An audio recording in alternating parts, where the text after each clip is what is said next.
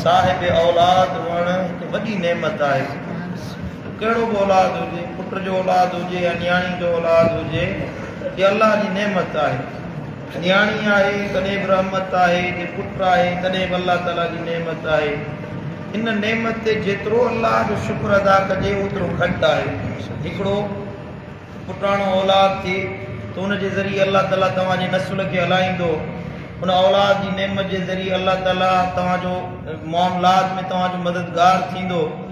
इन जे करे साईं करीम सल्लल्लाहु तआला अलैहि वसल्लम फरमायो आहे त जॾहिं अल्लाह तव्हांखे औलाद अता फरमायो आहे, हदीसुनि जो मफ़हूम आहे त उन जी भली तरबियत कयो, सुठी तरबियत कयो, सुहिणी तरबियत करे औलाद खे नेक साले बणायो। इहो तव्हांजो वॾे में वॾो सरमायो आहे।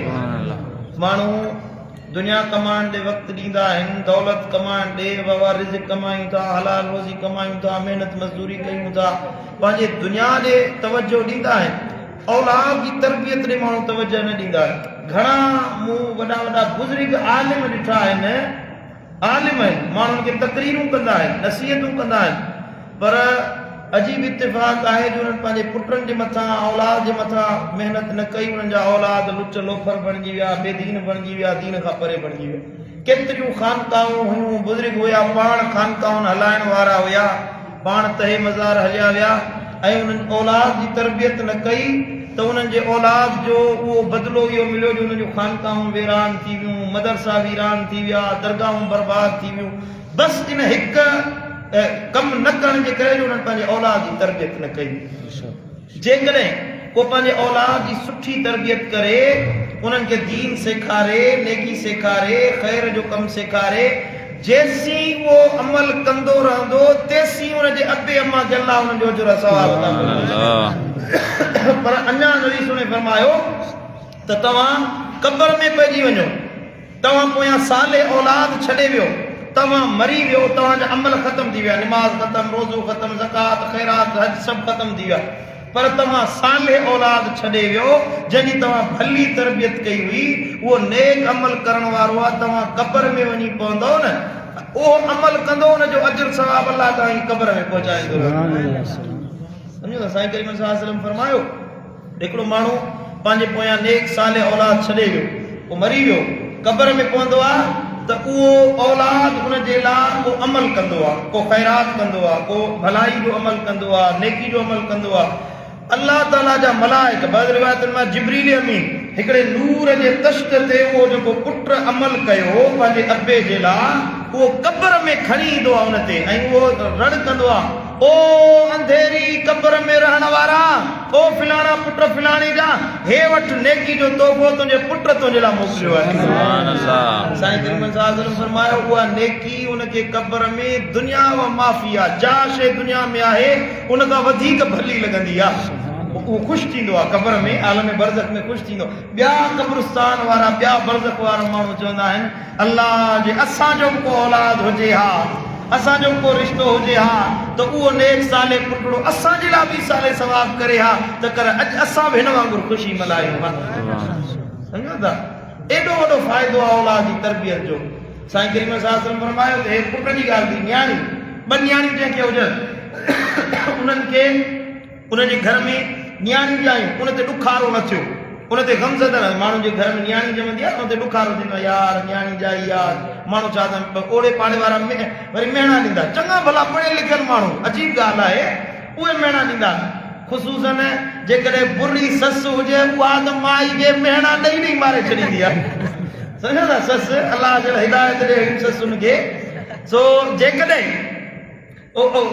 न्याणी ॼमी पई, हुनखे चवंदा फिलाणी त पुटु ॼणियो हुयो, तव्हां न्याणी ॼणी। हाणे न्याणी उन छोकिरी जे हथ में न आहे, इहे न्याणी या पुटु ॼमण मर्द जे अंदरि हूंदो आहे, हुन में अंदरि कुवत हुजे, हुन में एतिरा जुज़ा हूंदा आहिनि, उहे जुज़ा पुटु पैदा कंदा आहिनि या न्याणी पैदा कंदा आहिनि। इहो ॾोह उन नुंहुं जो न आहे, उन पुट जो आहे, पंहिंजे पुट जो वञी इलाजु करायो, तव्हां मेणा उन छोकिरी खे था ॾियो पिया। अलाह हिदायत ॾे। मदीने वारे साईं फरमायो जंहिंखे न्याणी ॼमे, ॾुखारो न थिए, उन ते गमज़दा न थिए, ऐं उनखे पाले निपाए सुठी तरबियत करे, उनखे सुठा अखलाक ॾे, उनखे तालीम ॾे, ऐं उन खां बाद में उनखे पाले ऐं भले घर में परणाए। सुठे घर में उनजो विहाउ कराए ऐं उनजो निकाह कराए। ॿ नियाणियूं जेके ॼमनि उन्हनि जे लाइ इहो कमु करे जो उन्हनि जी तरबियत करे सुठे नमूने सां उन्हनि खे ॾाज ॾावण ॾेई उन्हनि खे परणाए क़यामत जे ॾियारे उहो मुंहुं मोहम्मद करीम सां हीअं जन्नत में रवानो हीअं जन्नत में वेंदो। नबी पंहिंजी पई आङुरी मिलाए ॿियो ख़बर कहिड़ो सौदो सस्तो आहे महांगो आहे। पंहिंजी नियाणी आहे उनखे पालणो आहे, पंहिंजी नियाणी आहे उनजी तरबियत करणी आहे। बदिलो इहो थो मिले अलाह तव्हांखे जन्नत में मदीने वारे साईं सां गॾु रवानो इन जे करे अलाह जो क़ुर थो फरमाए या अय्युहल्लज़ीना आमनू क़ू अनफुसकुम व अहलीकुम नारा वक़ूदुहा अन्नास वल हिजारा। ए ईमान वारो पाण जहन्नम जी बाहि खां बचो, पंहिंजे अहल औलाद खे जहन्नम जी बाहि खां बचायो। उहा बाहि जंहिंजो ॿारण पत्थर इंसान बणाया वेंदा। तव्हां पाण जहन्नम खां बचो। तव्हां त अमल कयो था, तव्हां नमाज़ पढ़ी माशाअल्लाह, रोज़ा रखिया, तव्हां नेकी कई, तरावी पढ़ी, भलाई कई, रमज़ान जो महीनो मल्हायो, तव्हांजा पुट नमाज़ न पढ़नि, तव्हांजी ज़ाल नमाज़ न पढ़े, तव्हांजी नियाणी नमाज़ न पढ़े, उहा रोज़ो न रखे, तव्हां चओ बाबा उहो हुनजो कमु हुन सां ॼाणे मुंहिंजो छा थो वञे। न, अलाह जो क़ुर थो फरमाए उनजी तरबियत कयो, उन्हनि खे सेखारियो। तव्हां बि जहन्नम खां बचो, पंहिंजे अहल औलाद खे बि जहन्नम जी बाहि खां बचायो। मदीने वारे साईं फरमायो कुल्लुकुम राइन व कुल्लुकुम मसऊलुन। तव्हां मां हर माण्हू हाकिम आहे ऐं तव्हां मां हर हिकु खां सुवाल थींदो पंहिंजी रईयत जे बारे में। अर्ज़ कयो या रसूलल्लाह कीअं रईयत, असां त हाकिम न आहियूं। साईं फरमायो त अर्रजुलु राइन अला अहलिही, मर्द हाकिम आहे पंहिंजे घर वारनि जे मथां, उहो मसऊल ऐं पंहिंजे घर वारनि जे बारे में हुन खां सुवाल कयो वेंदो, हुन खां पुछाणो थींदो तूं त अमल कयो, तुंहिंजी ज़ाल नमाज़ छा न पढ़ी, तुंहिंजे हथ में हुई न, ख़र्च तोखां थी वठे, तुंहिंजो चयो नथी वञे हुनखे नमाज़ नथो पढ़ाए। पुट ख़र्च तोखां वठे, पैसा तोखां वठे, मानी तुंहिंजी खाए, तुंहिंजी कमाई खाए ऐं तूं हुनखे नमाज़ पढ़ण जे लाइ न चवीं, उहो मानी घुरण जे लाइ अचे त तूं हुनखे नमाज़ नथो पढ़ाए। मदीने वारे साईं फरमायो जो तोखां पुछाणो थी वियो। तव्हां पंहिंजे औलाद जी भली तरबियत कयो। मदीने वारा साईं नंढड़नि ॿारनि खे विहारे घर में विहारे उन्हनि जी सुहिणी तरबियत कंदा हुआ। हिकिड़ो साहबी हुजे सो नंढड़ो सगीर हुयो, आयो मोहम्मद करीम सॻे हलिया मूंसां गॾिजी वेही मानी खा। सुभान अल्लाह, असां मानी खाईंदा आहियूं, ॿारनि खे परे तणे चईंदा आहियूं परे जो असां मानी असां सां गॾिजी न खा। तव्हां पाण सां गॾु विहारे मानी खारायो न, उहो सिखंदो न मुंहिंजो अको कीअं थो खाए। तूं जे सॼे हथ सां मानी खाईंदे, बिस्मिल्लाह रहमान रहीम पढ़ंदे, पंहिंजे पासे खां मानी खाईंदे, तुंहिंजो पुटु मानी खाइण जी तमीज़ सिखंदो। साईं करीम सल्लल्लाहु अलैहि वसल्लम फरमाया या गुलाम समिल्लाह वकुल बियमीनिक वकुल मिम्मा यलीक। ओ पुटड़ा ओरिया मुंहिंजे करीब हलिया, बिस्मिल्लाहिर रहमान पढ़ी बिस्मिल्लाह करे मानी खा, पंहिंजे सॼे हथ सां मानी खा ऐं पंहिंजे पासे खां मानी खा। मदीने वारे साईं बचड़े जी तरबियत पे फरमायो। ऐं साईं करीम सल्लल्लाहु अलैहि वसल्लम फरमायो लअन युअद्दिब अर्रजुलु वलदहु खैरुन लहु मिन अन यतसद्दक़ बिसाइन। जेकरे तव्हां ॿ सेर कणक ख़ैरात कयो, एतिरो अजुर न मिलंदो जेतिरो पंहिंजे पुटड़े खे, पंहिंजे औलाद खे को हिकिड़ो अदब सेखारियो अथव। हिकिड़ी नेकी तव्हां करणु सेखारी, हुनखे चयो त बच्चा सलाम करणु सिख, घर में अची त सलाम, बच्चा क़ुर पढ़, उहो तुंहिंजो चवणु मञे थो, उन क़ुर पढ़णु शुरू कयो, उन सलाम करणु शुरू कयो, वॾनि जो अदब करणु शुरू कयो। तव्हां चयो मञणु सेखारियो, पुट पीउ खे पुठी ॾेई हलियो न वञ, बचड़ा उथी सुबुह जो फजर नमाज़ ते उथंदो कर। ईअं जेकॾहिं तव्हां उन्हनि खे तरबियत करे को हिकिड़ो अमल सेखारियो, नबी साईं फरमायो हुन सदको कयो, ख़ैरात कयो, बचे खे हिकिड़ो अमल सेखारियो, इहो तव्हांजे लाइ वधीक ख़ैरात। ऐं साईं करीम फरमायो मा नहल वालिदुन वलदन मिन नहलिन अफदल मिन अदबिन हसनिन। सुहिणे अदब खां वधीक फज़ीलत वारो कंहिं वालिद पंहिंजे पुट खे को तोहफ़ो ॾिनो ई न आहे। पोइ माण्हू छॾे वञे, पंहिंजे लाइ मिल्कियत छॾे वञे, माल छॾे वञे, घर अबा मूं पंहिंजे पुट जे लाइ बनी छॾी आहे, मूं पंहिंजे पुट जे लाइ घर छॾियो आहे, मूं पंहिंजे औलाद जे लाइ हे शयूं छॾियूं आहिनि। इन खां भलो आहे नबी साईं फरमायो उनखे तव्हां सुहिणा अदब सेखारे वञो, सुठा अख़लाक सेखारे वञो, उनमें झेड़ो न आहे, फसाद न आहे। तव्हां उनजी अहिड़ी तरबियत कई आहे जो उहो भलो मुआशिरो पैदा करण वारो आहे। मदीने वारे साईं फरमायो उनखे तव्हां वॾी दौलत अता कई। दोस्तो औलाद खे सण बोटुकर खाराइण खां अॻु में मुंहिंजा क़िबला मुर्शिद दिलबर साईं फरमाइनि था त त औलाद खे सणभो टुकर खाराइण खां वधीक भलो आहे त उनजी सुहिणी तरबियत कयो, उनखे भली तरबियत करे सेखारियो। ॿार बिना तरबियत जे, मुंहिंजा क़िबला मुर्शिद दिलबर साईं फरमाइनि था त ॿार बिना तरबियत जे ईअं ख़राब थी वेंदो आहे जीअं लूणु हणण खां बग़ैर मच्छी रखबी आहे त छट करे वेंदी आहे, बदबूई करे वेंदी आहे, ख़राब थी वेंदी आहे। जे बचिड़े जी तरबियत न कजे त उहो औलाद ईअं ख़राब थी वेंदो आहे, बदबू करे वेंदो आहे।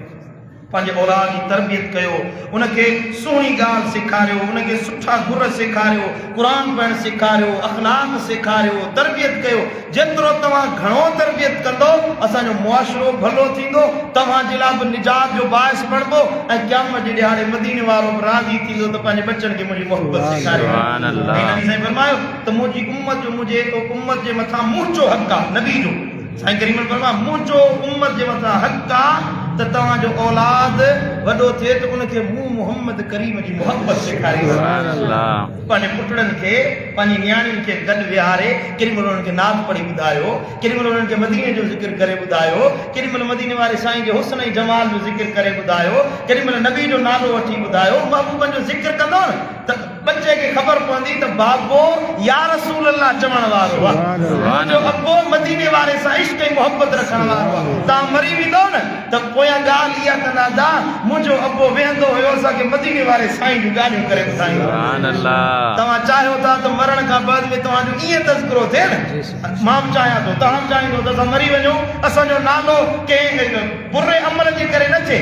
औलाद इन ॾींहं सां असांजो ज़िक्र करे त यार अबो असांखे हीअ शइ सेखारियो, अबो असांखे हीअ शइ सेखारियो, अबो हीअ शइ सेखारियो। ॾिसो औलाद जी तरबियत भली कयो, उनजो मिसाल असांजे साम्हूं असांजे मुर्शिद दिलबर साईं जी सूरत हिते घणी वॾी उमिरि वारा वेठा आहिनि थिया, मातरी जा मुंहिंजे पाड़े जा, तन खे ख़बर आहे तरबियत कई हज़रत महबूब इलाही नफ़र अल्लाह मरकदो, नौजवान जी तरबियत कई। अॼु ॾिसो त हे जेको फज़लाबाद मातरी जो गफ़ारी मस्जिद में रंग नज़र अचे थो, या दिलबर साईं जी जेका तरबियत महबूब इलाही कई उनजो रंग अॼु असांखे नज़र अचे। पाण त सिखी वियो त रखे राज सुधारे वियो। तव्हां औलाद ईअं न आहे त बसि हो अलाह वारो आहे, उनजी तरबियत भली थी वई त हाणे हिन खां बग़ैर तरबियत कोन थी सघंदी। न, तव्हां पाण भला थी भलाई सेखारियो, अलाह कंदो तव्हांजा बच्चा बि अलाह जा कामिल वली बणिजो। ऐं साईं करीम फरमायो त औलाद जे लाइ अबे अम्मा जी दुआ, तव्हां पंहिंजे पुट जे लाइ नियाणी जे लाइ दुआ घुरो। नबी साईं फरमायो औलाद जे लाइ अबे अम्मा जी दुआ ईअं आहे जीअं मूं मोहम्मद करीम जी दुआ पंहिंजी उम्मत जे लाइ घुरो। नबी दुआ घुरे रद्द न थींदी आहे उम्मत जे लाइ, ईअं औलाद जे लाइ अबो दुआ घुरे, अम्मा दुआ घुरे, उहा दुआ रद्द न थींदी आहे। तव्हां दुआ घुरो त पंहिंजे बच्चनि खे दुआ कंदा कयो, मुंहिंजा मौला मुंहिंजे बच्चे खे हिदायत ॾे, हुनखे सही रस्ते ते हला, हुनखे मोहताजी खां बचा, हुनखे तंगी खां बचा। इहा दुआ अलाह क़बूल फरमाईंदो। अलाह ताला शाल अमल जी तौफ़ीक़ अता फरमाए। रब असांजे औलाद खे असांजी अखियुनि जो ठार बणाए। अल्लाह असांजे औलाद जी भली तरबियत करण जी तौफ़ीक़ अता फरमाए।